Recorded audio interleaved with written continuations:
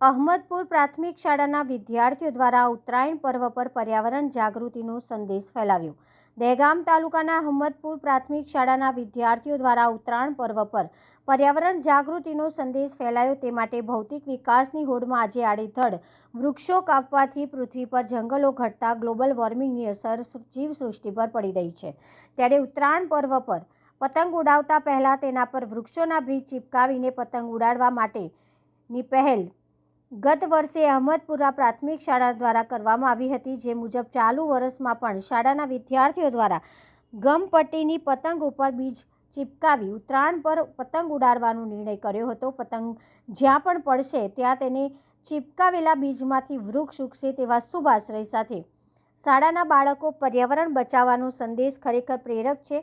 શાળાના વિદ્યાર્થીઓ દ્વારા વર્ષ દરમિયાન લીમડા, બાવળ, બોરડી, આંબલી જેવા વૃક્ષોના આશ્રે 20,000થી વધુ બીજ એકત્રિત કરેલ હતા। જે બીજ શાળામાં વિદ્યાર્થીઓ દ્વારા પતંગ પર ચિપકાવવામાં આવ્યા હતા અને વિદ્યાર્થીઓ ઘરે પણ પતંગ પર બીજ ચિપકાવે તે માટે શાળામાંથી બીજ આપવામાં આવ્યા હતા। રિપોર્ટર જયંતિભાઈ પટેલ, દહેગામ, ગાંધીનગર।